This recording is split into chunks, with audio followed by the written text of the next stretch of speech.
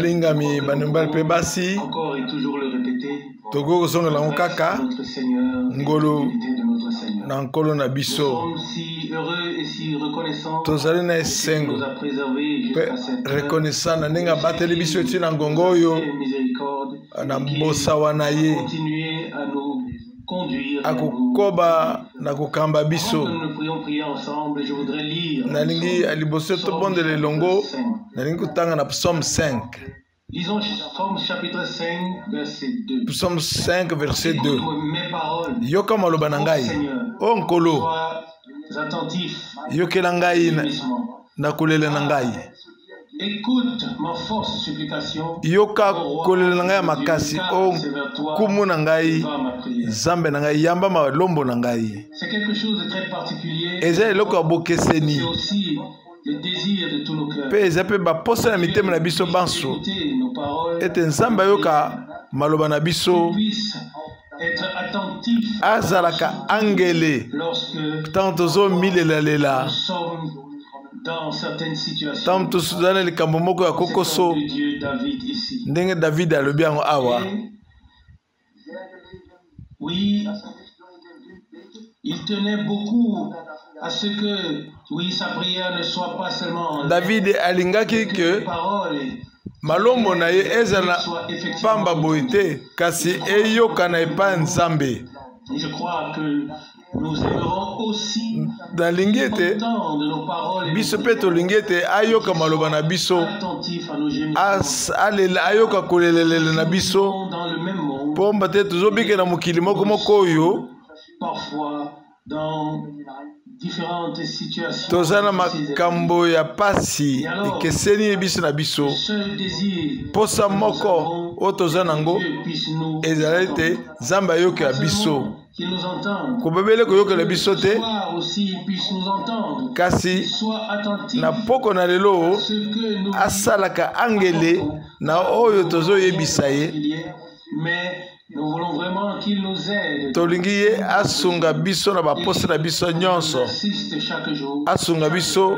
mokolo na mokolo na ngonga nyonso pamba te Et beaucoup de détresse. mitungisi ezali ebele na mokili oyo Ces paroles, tolingi David, koloba maloba oyo lokola davidi abanzi ne eke doivent pas simplement être des paroles. eza maloba pamba te Quelque chose de profond kasi eloko na motuya ezobima na mitema na biso trône de Dieu. mpo te ekóma na kiti na ngwende na bokonzi na yo Non, verset 4, psaume 5. molongo ya mine Ô Seigneur, na donne-moi psaume bien o nkolo ma voix. uta tongo Je t'offre une offrande. nazobonzela yo libonza Que ce soit le matin, ezala na tongo tard le soir, ata dans la nuit. na pokwa Oui, notre désir posa na biso est toujours ezali bobele qu'il vienne à nous comme il est toujours venu vers son peuple. aya epai na biso ndenge ayaka epai libota na ye Invoquer en vain. tobeleli pamba te Nous n'invoquerons pas en vain. biso mpe tokobelela na pamba te Il exaucera toutes kasi nos ye prières. akoyokela malombo na biso banso Il dit au verset 5, na molongo mitano alobi c'est pas un Dieu ozali nzambe te l'impiété. oyo elingaka bosoto te On ne peut séjourner moto te ya yawuli près de toi. akokozala pembeni na Les yo hommes ne doivent pas se présenter devant toi. bato bakotalisa liboso na yo te Tout ce qui est ou tout ce qui oyina est le mal. oyo nyonso eza mabe Tu fais périr les menteurs. ozomonisa mpasi bakosi Fusion de sang. oyo azomipesa na bopanzi makila bato oyo oza nango na somo kasi ngai Ta grâce, na ngolu na yo grande grâce, na ngolu no monene dans ta maison, na je peux me ndako na yo avec nakoki devant toi. komigumbama na bobangi Quelle grâce aussi ngolu na yo lisusu mpo na mikolo na biso bandembali mpe basi dans la maison du Seigneur. tofanda na ndako na nkolo Séjourner dans la maison ebele balingaki kozala na ndako na nkolo être en ce lieu ici. bato balingaki bazala ebele balingaki bazala esika awa kasi bazala makoki te Déjà beaucoup de bien-aimés mingi na balingami exprimer ce désir. bazalaki na baposa wana Désir d'être ici parmi les posa ya kozala de awa la parole. liboso na libota mpo bayoka liloba dawidi mpe azolobela yango mpe lisusu Au verset 8, mais na molongo moi, mwambe kasi ngai na ngolu no munene ngolu ya pamba te ngolo munene ya Nzambe nako kota na ndako na yo bobele ngolu tozala awa mulongo nako fukamela yo na bobangi nkolo kofukamela bato te na tempelo na Nzambe ezali boso na Nzambe ye moko kofukama na kondima ete Nzambe azoyoka biso mulongo libwa kamba ngai na boyengebeli na yo tina na banguna na ngai bongisa nzela liboso na ngai pamba te na minoko na bango solo eza te mitema na bango etondi na mayele mabe so bafungoli monoko ezali lokola kunda efungwami mulongo azomi na moko o Nzambe bakweya na banguna na biso na kolandisa ebele na masumu na bango mpo bazotelemela yo oyo nde David abondelaki mpo azalaki na banguna zingazinga na ye soki tozongi mwa nsima ntango Etienne babambaki mabanga alobaki ke nkolo kotangela bango masumu te amen tala bokeseni na boyokani na kala bato balingaki kaka bazonga vengeance babukanisa na banguna na bango kasi na boyokani na nsika babeleli ngolu na ye amen alobi lisusu na molongo soso na mibale banso bazomibonzela epa na yo baza kati na esengo mpo te ozo Nzambe obatela bango bao nyonso tu balingi kombo na yo bakozala na esengo mpo na ntina na yo kolo yo oza sembo ozobatela bango na ngolu na yo lokola nguba na bango tikino awa maloba oyo ya mutuya ya Nzambe tika te nkolo apambola biso banso na poko na lelo ayoka maloba na biso. Je crois que nous ne voulons pas seulement donner des paroles. Nous voulons véritablement lui offrir du fond de notre cœur. Motema na biso lukumu masanzoli pena malombo na biso ya bandeko mibali pe basi oyo bapesi biso totelema bongo to bondele longo.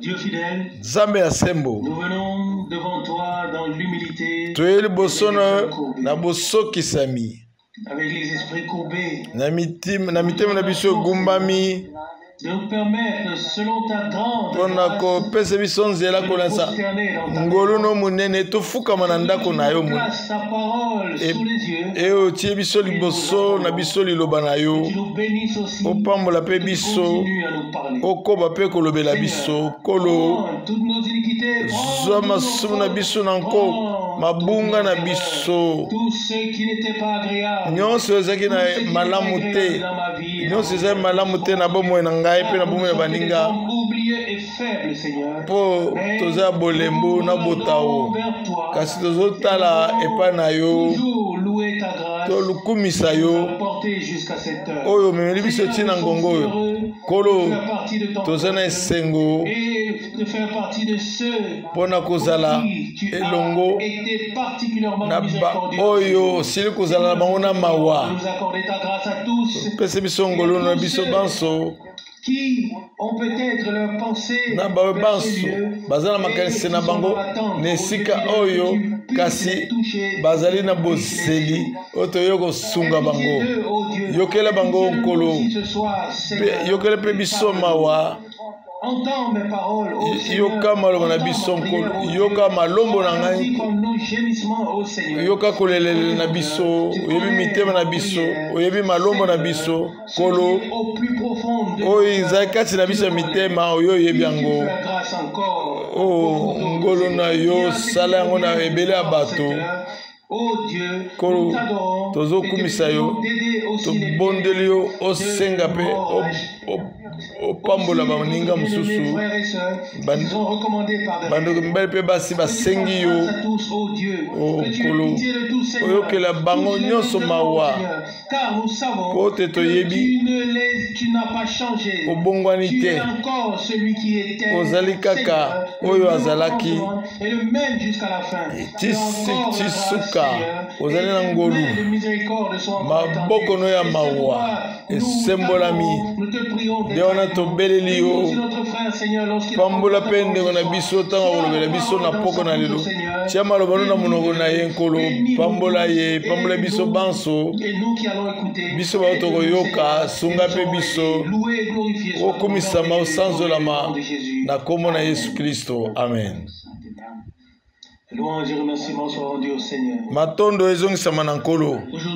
Lelo j'aurais le souhait que tous s'avancent sur nazaki na posete banso bapusana na molongo na yambo awa pour la prière. ezali malamu mpona lolombo. Vous savez que quand on prie, boyebi les charbons qui doivent tozobondela la chaleur doivent être esengeli boyo bazobimisa mo chaleur bazala zinga na bamoninga ata kubongo kubanda lelo nous prendrons cela à cœur. tokozwango na mitema na biso po te tokanda koyaka liboso na molongo topusana na molimo contre épaule et dans la foi na kondima na pa nkolo na biso.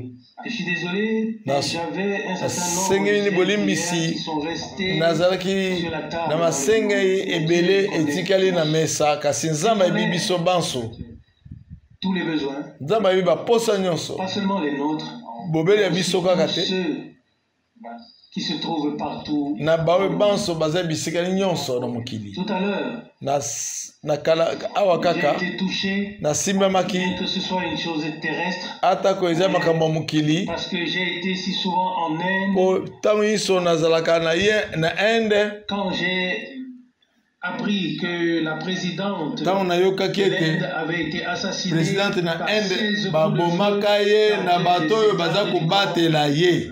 J'ai dû penser na banzi yango na ngai moko ba garde du corps qui avait le devoir oyo bazaki na ndingisa ya kubatela ye ba silisi bambuma na bale na bango likolo na ye azate kasi na manso bazokanisa ya président ata bato mosusu kasi moto nyonso tu aza na ndingisa ya kobika moto moko te aza na ndingisa ya kolongola bomoi koboma ye.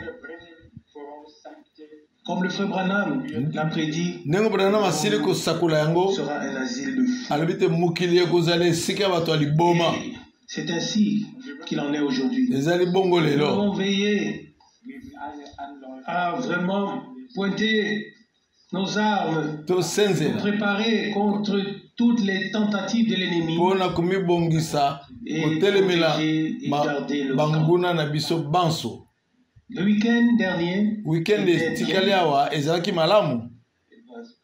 j'ai expérimenté quelque chose de spécial à Zarko. Vous savez que là-bas, le peuple n'est pas très nombreux, mais c'est toujours très intime et beau. Une atmosphère chaleureuse, comme les Autrichiens, oui, en ont l'habitude, et ensuite s'ajoute le divin à cela. Tout le monde se sent Autrichien. Ba lobaka esengeli kozala moto moto. Également à Zurich, je me suis bien senti. Nayebi na miyoki bien malamu. Et vous savez bien que le fait de parler beaucoup influence les gens. Kolobe ebele tindikaka bato. Ezoko influencer bato. Mais nous sommes encore sur terre. Tozala na mokili. Donc il y a quelque chose à dire. Sokozala eloko koloba. On parlera. Tokoloba. Parfois, on parle même là où il n'y a rien à dire. En fait, cela devrait s'arrêter. Est-ce Est-ce que ce sera le cas? Oui, Je ne le sais pas. Entre nous, parmi nous. Et je ne le dis pas par rapport à quelqu'un. Mais je me place moi-même dans le nombre, parmi le nombre, et je souhaite que tout le monde puisse faire de même.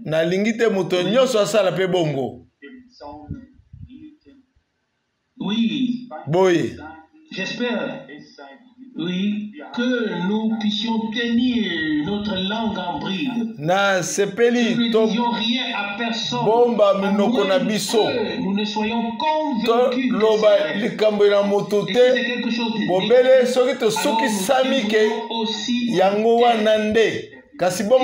alors nous devons aussi parler, discourir dans une assemblée est comme qui le sait, la Bible le dit, est comme une gangrène, comme un acide qui ronge tout.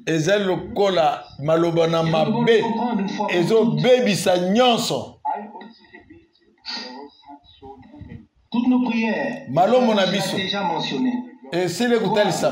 Monter au trône de la grâce. Que quel cœur vienne. Comment peuvent-elles monter vers Dieu? Il doit se passer quelque chose avec nous tous. Chacun doit simplement, Seigneur, me voici. Prends-moi comme je suis. Et dès l'instant où nous disons stop à l'ennemi, alors la porte s'ouvre au Seigneur. Il ne peut en être autrement. Le problème n'est certainement pas la prédication. Le problème n'est certainement pas Dieu aussi. J'ai déjà dit quelquefois. Si en ce lieu, nous avions apporté la parole seulement en tant que frères, alors nous nous en voudrions. Et c'est ce que nous faisons dans tous les cas. Mais nous avons soigneusement traduit les prédications de Frère Branham pendant toutes ces années. Traduire le droit d'attendre une récolte, une bénédiction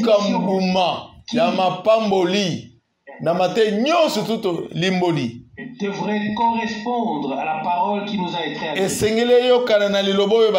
Oui, c'est difficile pour moi ce soir de me tenir devant parce que je suis une personne qui, oui, que tout touche très profondément. Tout me touche très profondément pour les raisons suivantes. Pas seulement personnellement, mais parce que je sais que le temps est court. Et parce que je suis convaincu que le Seigneur veut confirmer sa parole. Parce que je compte sur le fait que toutes les promesses ont été données, oui, seront accomplies. Quand le frère Ross a dit tout à l'heure que beaucoup désirent être ici, je ne peux que dire cela. Si je disais que des milliers de personnes dans le monde entier auraient pris l'avion ici, alors ce ne serait pas exagéré. Douleur m'a saisi lorsque mon frère a dit cela et que j'y ai pensé. Que faisons-nous ici avec le temps que Dieu nous donne? Comment l'utilisons-nous? Quelle responsabilité portons-nous? Ce que je n'ai jamais fait d'habitude. Ce soir. Et si je le fais, c'est seulement parce que je veux en tirer une leçon pour moi et pour nous. Et je le fais parce que cela concerne les personnes avec lesquelles je peux le faire.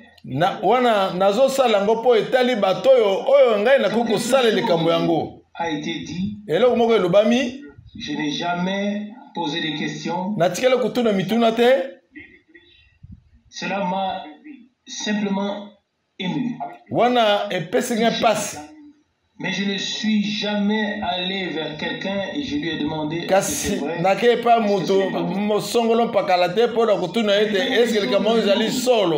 Ils sont mises en avant.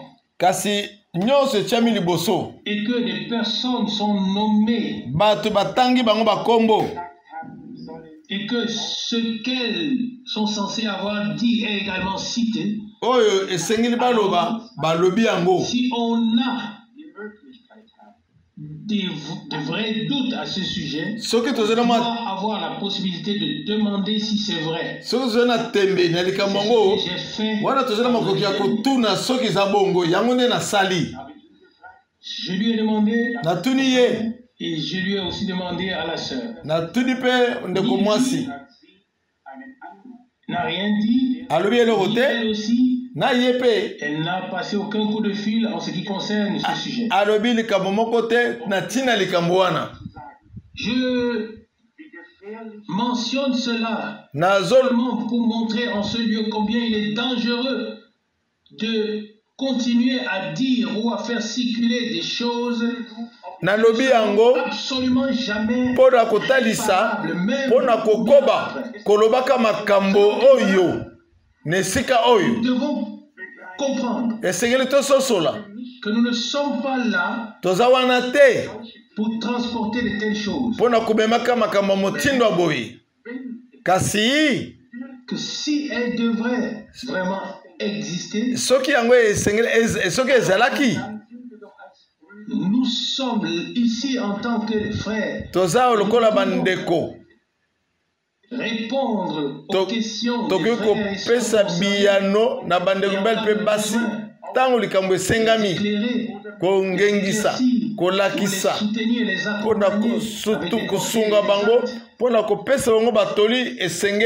si sur moi sorte de choses sont dites, tout à fait honnête. Je ne voudrais pas Sembo, 1 million de marques ou de livres, $1 million ou de marques ou de livres. Je ne voudrais pas me retrouver dans la peau de ceux qui consciemment ou inconsciemment, intentionnellement ou non intentionnellement, ceux qui ont fait nakutana na likambo wana ya 1 million ou bien ya livre pona bato nyonso basali likambo wana ata bayeba te. Nous devons être conscient de ce que ça signifie. La diffamation. Celui qui n'a pas compris le caractère d'une personne peut être piétiné dans la boue.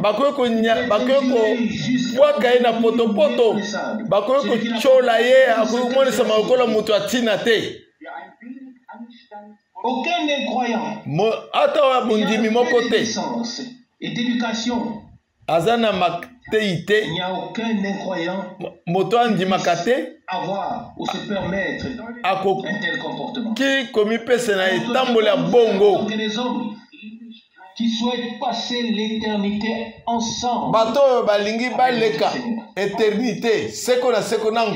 doit-on attendre de nous? Alors là, entendons Frère Branham dire, si vous n'avez rien de bon à dire sur un frère,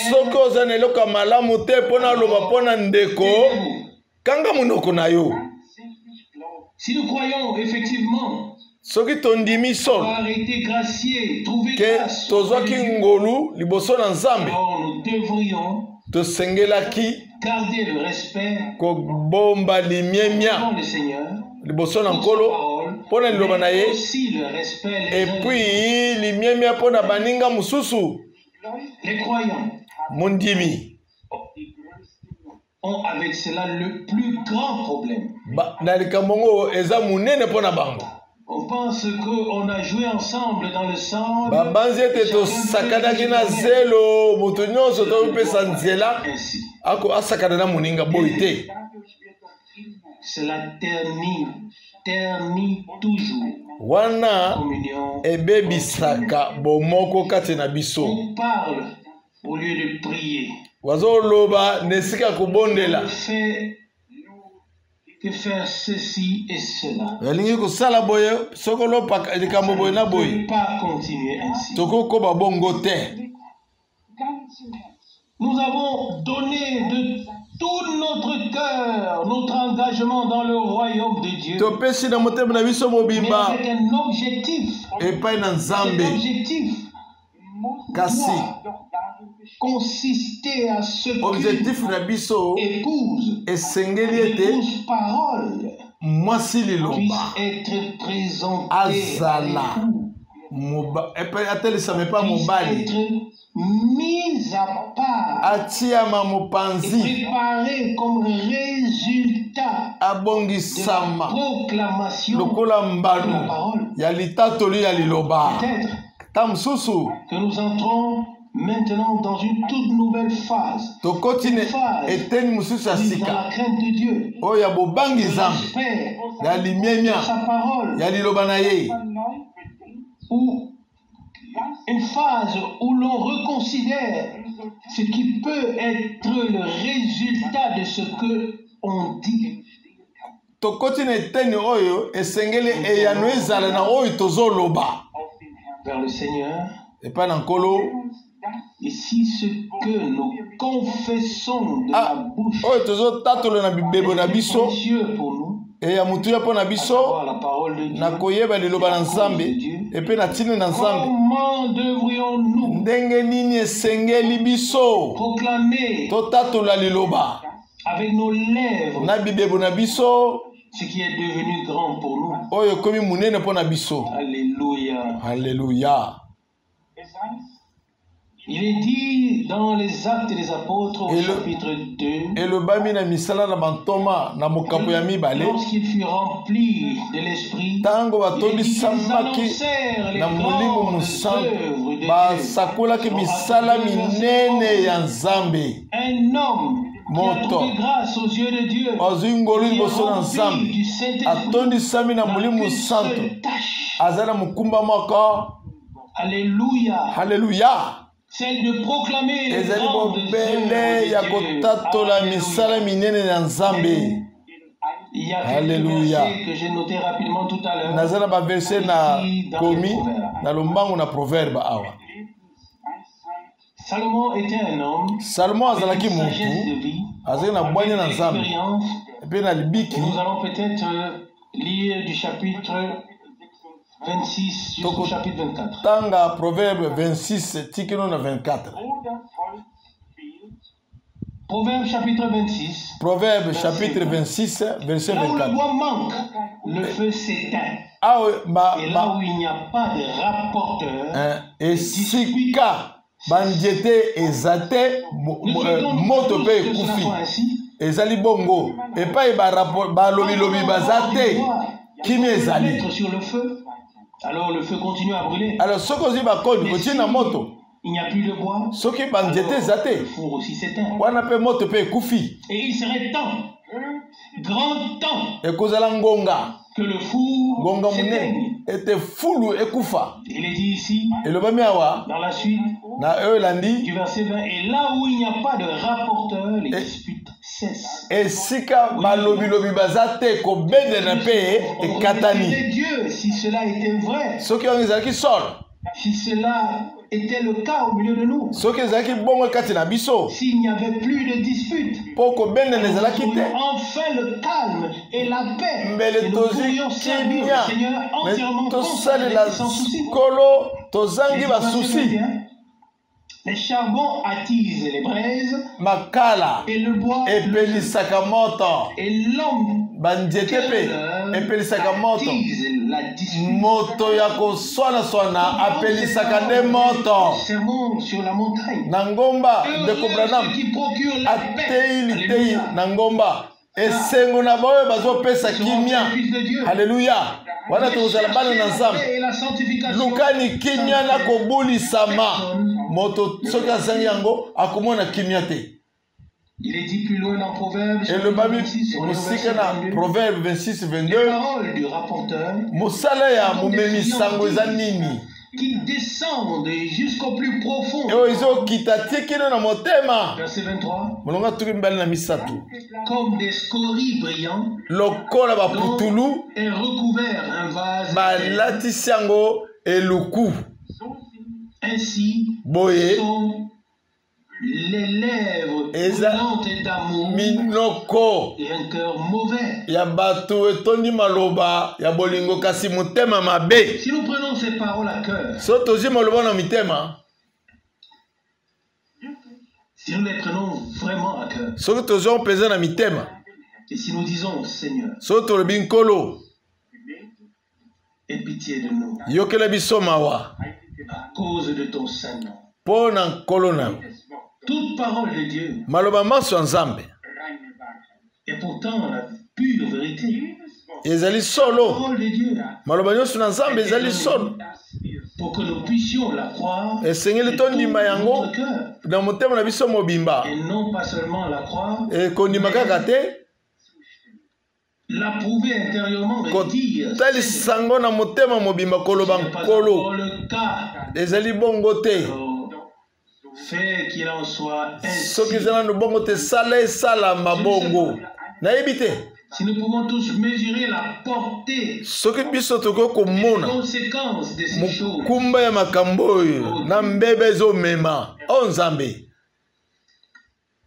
si Dieu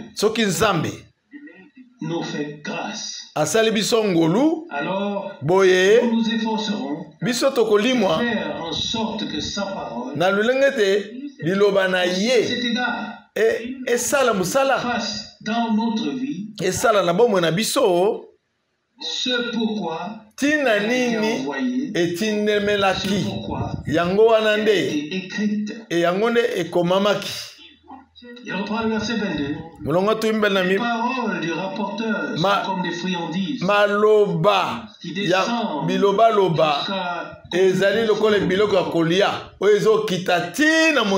comme des scories brillants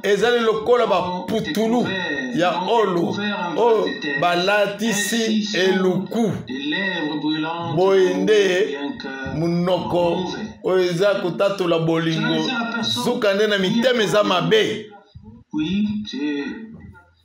Oui, c'est un beau ornement, joli, recouvert.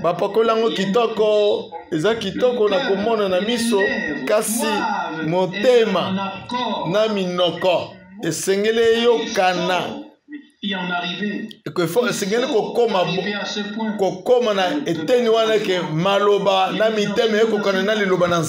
Avec ses lèvres, celui qui hait cette église, au fond, il nourrit la tromperie. Mais Dieu voit tout cela.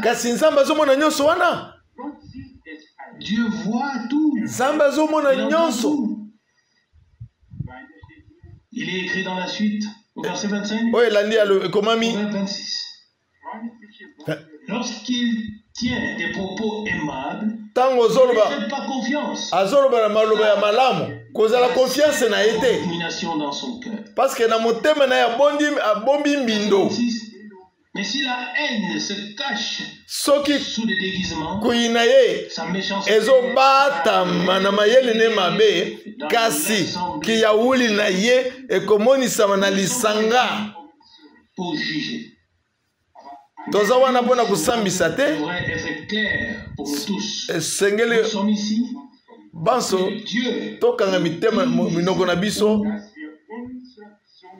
po te nzambe yalobela biso. Dieu dise que nous ne devons pas laisser libre cours à notre langue. Tokoki kolobela maloba mukuse na biloko na biso te, maloba mabe na bibebu na biso te. Avec colère, na kanda, mais vraiment parce qu'il souhaite kasi profondément ya tombeli biso Zambe azwa oyo eza ya mutuya se soit rétabli, elingi te que l'unité bomoko etiama boyokani kokangama na biso na bamususu esalama et que le Seigneur ete nkolo agit. Kolo ya kusala musala kati na biso. Il y a encore quelques passages. Passage moko ezali. J'aurais souhaité qu'on n'ait même pas besoin de lire de tels passages. Nazaki na posi ko to tanga ba passage yango te. Alors il est nécessaire qu'il soit aussi lu. Ezana mutuya to tanga yango. Ils n'auraient pas leur raison. Sinon elingaki kozala tino ba komela na Biblia te. Au verset 21, il est écrit: si ton ennemi a faim, soki mungono nazala nzala, lui le pain. Pese lipa. Et s'il a soif, soki azala posa mai, lui de l'eau à boire. Pese Car, en faisant cela, tu amasses des charbons ardents sur sa tête et le Seigneur te récompensera. Po na ko pese mai ozo bakisele makala na mutu na ye po nkolo akopesa yo libonzi. Si parfois nous pensons que quelqu'un nous veut du mal, soki tobanzi ete mutu oyo asala biso mabe, toza na ndingisa ya kosangisa kotia makala ya moto likolo na mutu na ye kokanisa likanisi elaka wana kolo akufuta ye. Amen. Dieu voit tout. Nzambe azomona maso, les motifs, ayebi tina pourquoi nous faisons des choses, pona nini tozosala na makambo bongo, disons ce que nous disons. tozoloba makambo tozoloba. Au chapitre 25, au verset 11, il est écrit: na mokapo ya 25 lokol d'apparat en argent, biloko na mutuya ezomonisama na misu yango nde maloba ya bato oyo. Oui. Et une parole prononcée au temps convenable. Maloba oyo elobami na ngongo esengeli na ekeni ya mbongo. Oh, une vue magnifique. Bomo ya malamu eza kitoko. On peut se réjouir. Tokoki kosepela. Ainsi sont des paroles ezali boye maloba prononcées elobami na tango elongo bani. Je me le souhaite.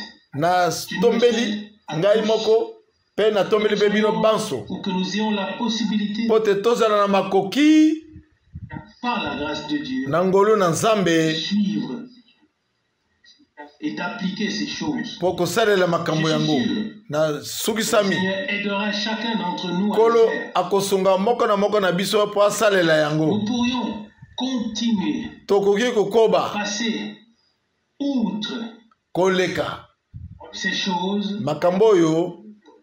Et j'ai toujours pensé pendant toutes ces années nakanisaka tango nyonso oyo ke Nzambe ayebi manso. Comment est-ce que Dieu le fait? Ndenge nini Nzambe azosala? Toujours par sa parole. Alobelaka na liloba na ye. Dieu ne peut pas faire plus que ce qui nous a été dit, Nzambe promis, kosala koleka oyo elobami na biso te oyo elekami na liloba na ye te. Tout ce que Dieu fait, oyo Nzambe azosala yango kolandisa liloba na ye. Avant que nous puissions voir, oui, ces choses, liboso tomona makambo yango liboso te yango esalama esengeli etatolama nanu ouvertement, mais polele doivent être lus esengeli mpe etangama mpe na liloba na Nzambe que quelqu'un présente ici devant juste pour présenter. Ça doit être tiré de la parole.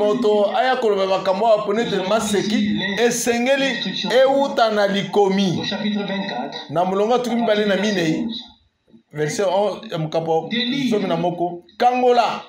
se contraignent vers la mort, ceux qui chancellent l'exécution. Oh, Kolo, délivre-les. Kangola bango. Qu'est-ce qui ressort de ces paroles? Nini zobio na maloba wana? Délivre. Kangola bango. Se contraignent vers la mort. Oh bazo memanaliwa. Vers l'exécution. Oh bazo kende pote makambo bakanele bango salama. Quand il doit être, pour ainsi dire, exécuté, po esengeli ba salela maloba na bango to belemi pona ko belela kolo kangola bango. Nous ne devons pas participer à un jugement. Notre tâche est de plaider la délivrance. Tokoki ko sangola mabete. Tina na biso ezali ko belela oh kolo kangola bango. Verset 12. Na mulonga zomo na mibale. Veux-tu dire nous n'en savions rien? Celui qui pèse ou examine les cœurs. Oyo azotala mitema akomona yo te. Observe ton âme. Oyo azotala motema na yo akomona ngo te. Akopesa na moto nyonso tukolanisa misala na ye. Koloba te ke oyebi te. Dieu veut. Nalingi. Dieu veut que nous prenions aussi ces paroles à cœur. Tozo moloba pe na mitema na biso. Que nous soyons adoucis intérieurement et que nous puissions fondre en sa présence. Biso. Que toute la dureté de notre cœur, tout ce qui peut nuire à l'autre, devenir un obstacle dans la marche à la suite du Seigneur. Que nous puissions éloigner tout cela par la grâce. Amen.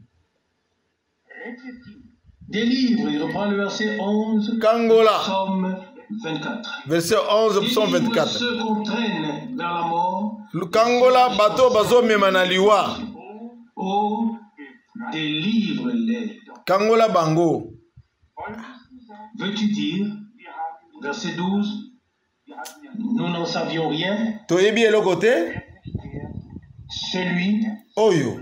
Qui pèse ou examine les cœurs, ne pas la mitema. Celui qui observe ton âme, il rendra à chacun na moto kolanisa misala na ye. Et ça va encore plus loin. Et akepe musika? Il nous a même donné l'ordre.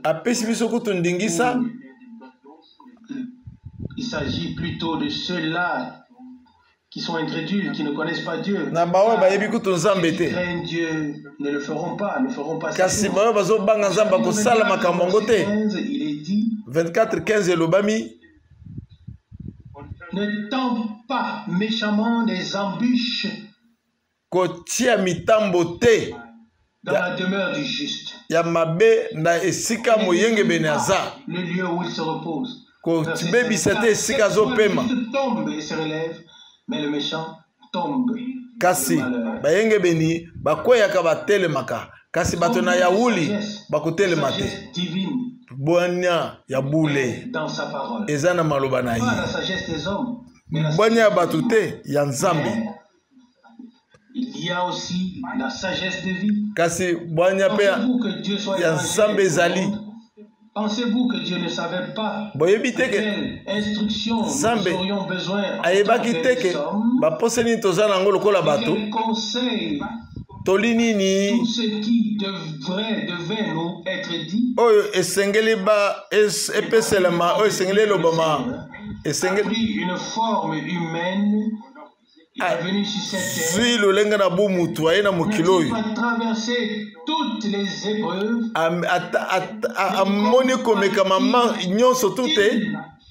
Pas à ta douleur. Amen. Et ta douleur n'est pas sa douleur. Ta détresse n'est pas sa détresse. Il est écrit qu'il est un grand souverain sacrificateur qui compatit dans nos faiblesses. S'il n'y a personne qui veut faire du mal à l'autre, dernière chose, une chose est sûre, Dieu veut nous aider tous. Il n'y a aucune parole de Dieu, même la plus sévère, aucune parole de Dieu sans que l'amour de Dieu ne vienne à notre rencontre.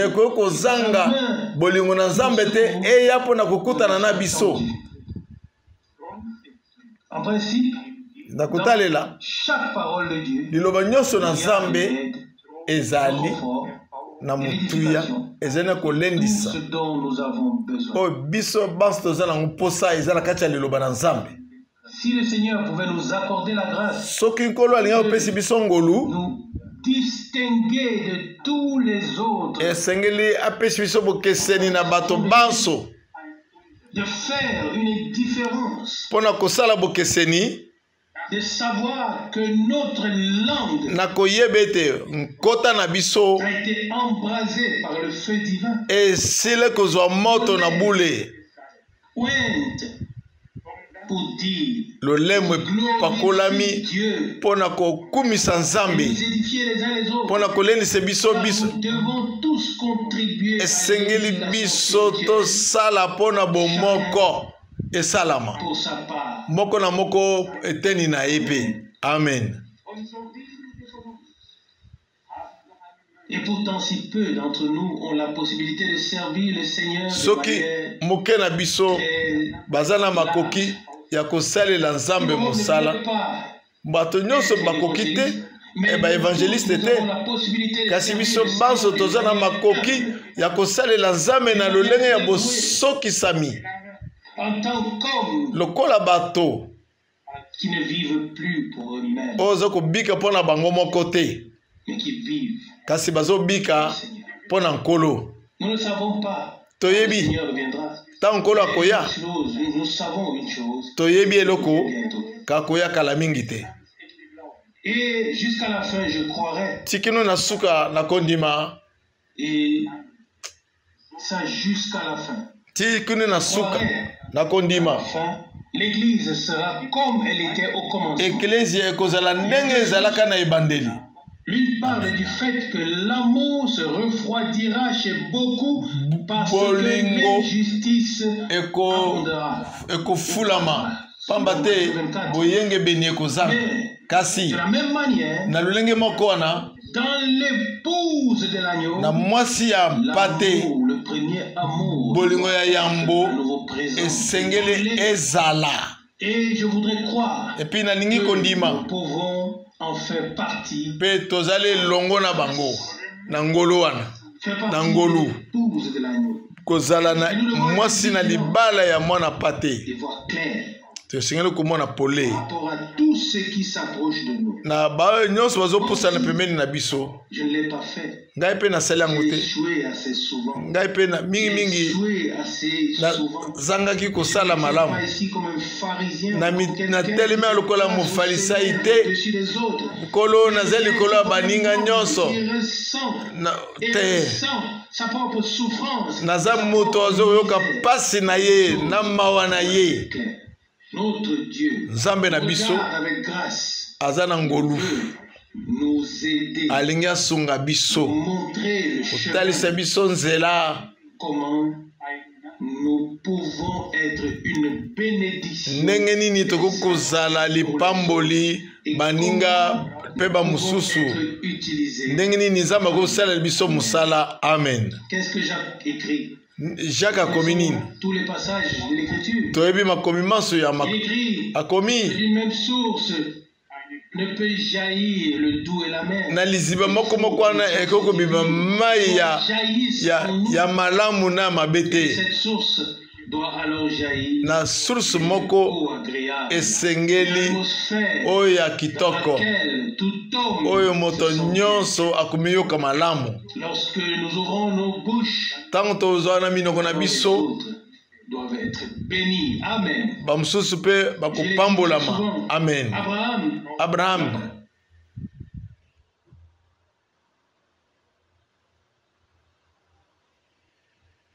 a eu besoin de prier pour cela. Azaki na posa abondela.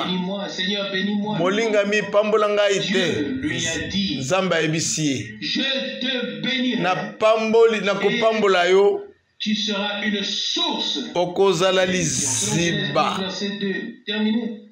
Il est parti. Akei. Il était une bénédiction. Azalaki lipamboli. Pona nini? C'était azaki mutu. Ana motema na ye. Ayambaki na kondima. Elaka na bule. Oyo ezalaki na lipamboli. Hallelujah. Pote liloba ya nkolo elobemaki na ye elaka wana epesamelaki ye na ye na liloba wana akoki kozala lipamboli. Oyebi oyo nkolo abakisaki kati na yo mapamboli manso ekopambolama. Un homme de Dieu. Moto na Nzambe. Un homme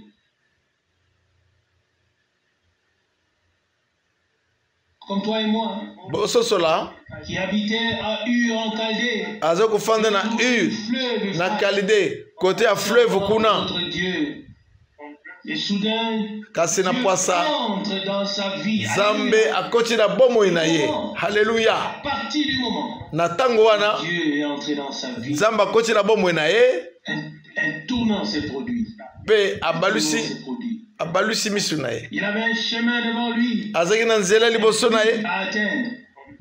Na but il faut atteindre. Honorer tout ce qu'il avait promis. Nzambe akokisa o nyonso to alakaka ye. Kolanisa mokanda na Galate. Nous sommes la semence spirituelle d'Abraham. Na Kristo tozali momboto ya molimo ya Abraham. Boye elaka na Nzambe. De la parole de Dieu. Oya liloba na Nzambe.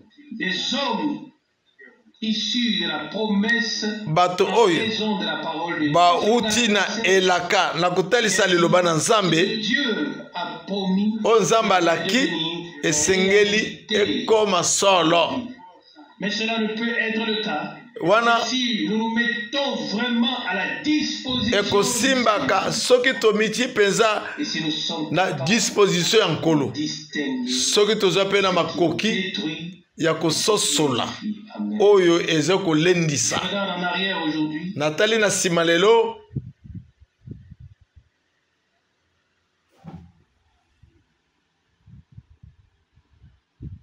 si je regarde en arrière à tant de choses. Natali na sima makambo ebele. Les critiques matongi peuvent être destructrices. Eko kozela Quelquefois les remarques. kobebisa. Les protestations peuvent être destructrices. Kotelemela ezali kobebisa.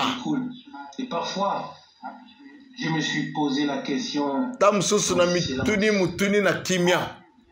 Avons-nous tiré nous tous la leçon de tout cela? Biso makambo to eli biso tozi leçon na yango spirituellement aujourd'hui. So totali na molimo. Dieu a-t-il pu nous montrer par grâce ce qui édifie et ce qui n'édifie pas? Nzamba atalisi biso na ngolo na ye oyo ezolendisa biso na oyo ezolendisa biso te oyo tokoki kosala na oyo tokoki kosala te. Dans cette parole aussi, na maloba oyo pe lu de Psaume 5, na Psaume 5 il est dit au verset 8, elobami na molongo wa mwambe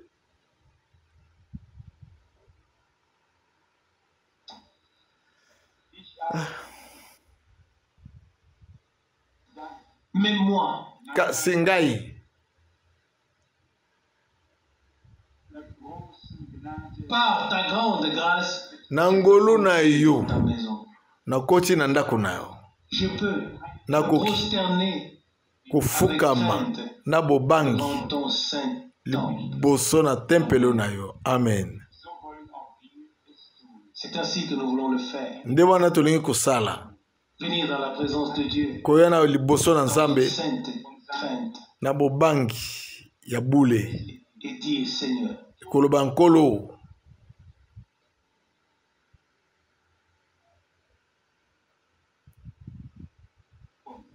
Nous voici. Talabiso. Fais-nous ce qui te plaît. Et dans le verset 9. Salabiso yo esengeli osala na biso. Seigneur. O nkolo ya bule. Kamba ngai.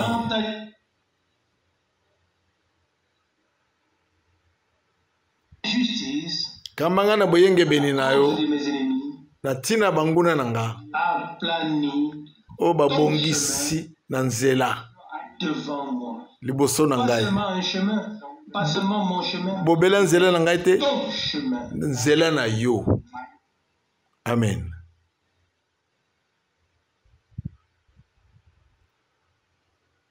Que ce soit aujourd'hui ma prière. Ezala lelo lombo na ngai. Que nous puissions dire. Toko koloba. Aplani. Bongisa. Ton chemin devant moi. Zela no liboso na ngai. Je veux que nous ayons assez souvent des chemins à suivre. Tamususu tozala banzele bele ya kolanda. Notre chemin au Seigneur en disant kasi toloba koloba na Nzambe bongisa nzela na ngai. C'est pas le chemin de Dieu. Pourquoi la planirait-il? Soki ezali nzela ya Nzambe te ndenge nini ya kubongisa ngo? Il la planiera. Soki ezali ya ye akobongisa ngo.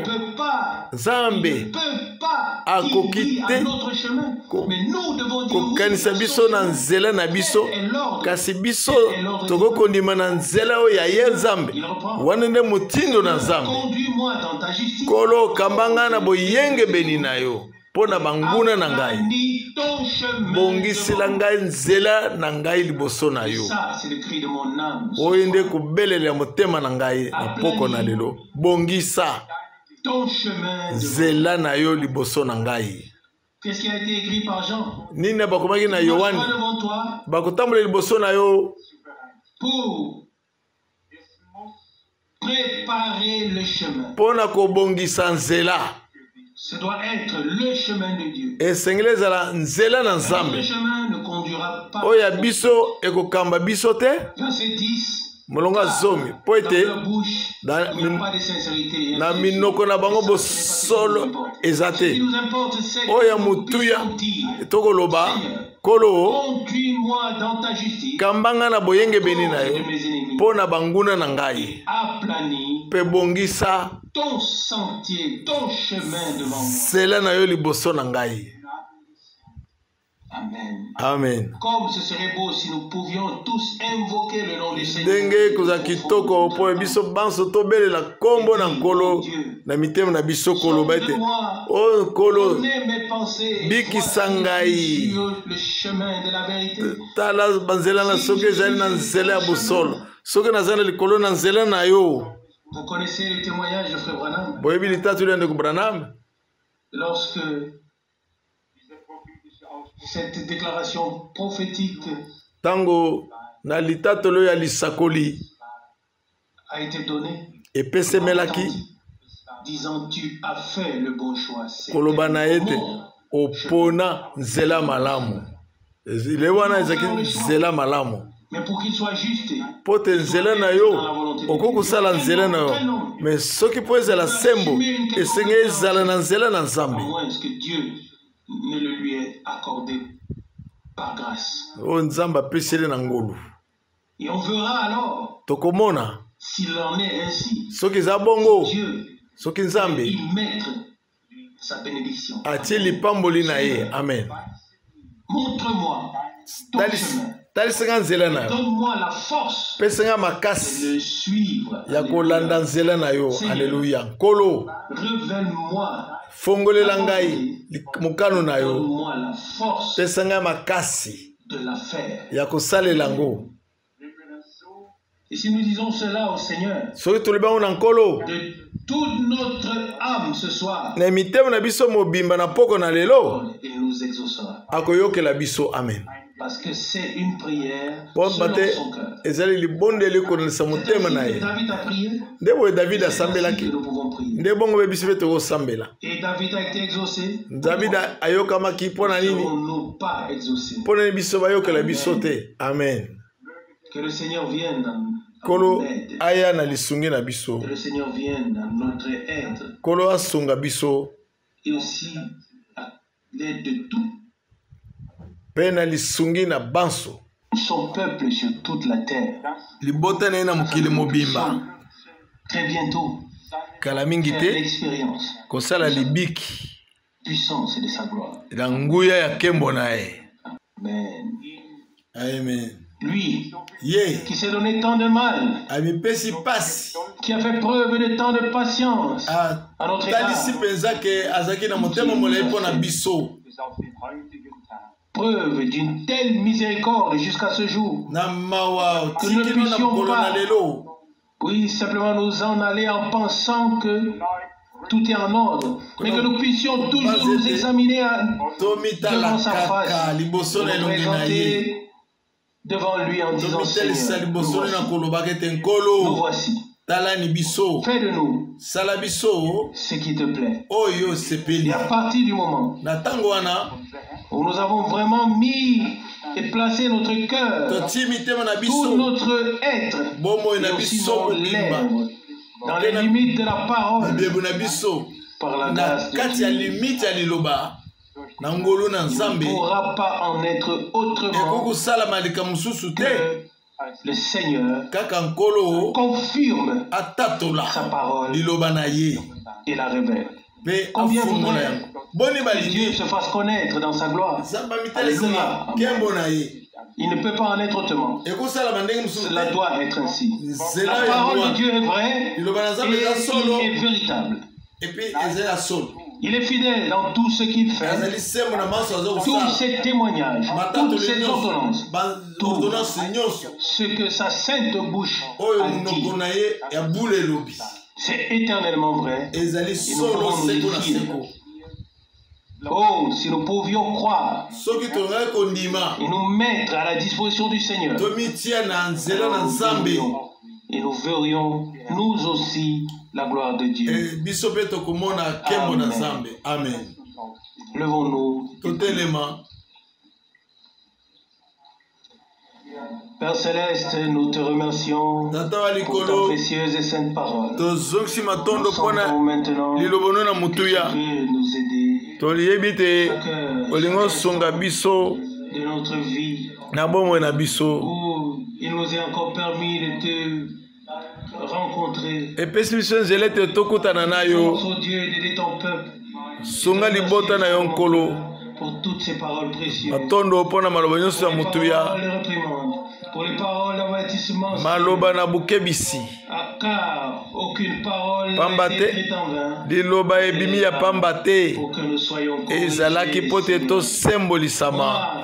Et nous tous, Seigneur, nous voulons nous incliner dans ton saint temple, que nous puissions marcher pesi biso ngolo biso banso pesa biso minoko na biso ekata mingenga motema ekata mingenga onkolo oyebi ngai oyebi biso banso epai na yo kembo nasengi yo nkolo na poko na lelo sunga ngai na ngolu na yo na kombo na Yesu Kristo. Amen.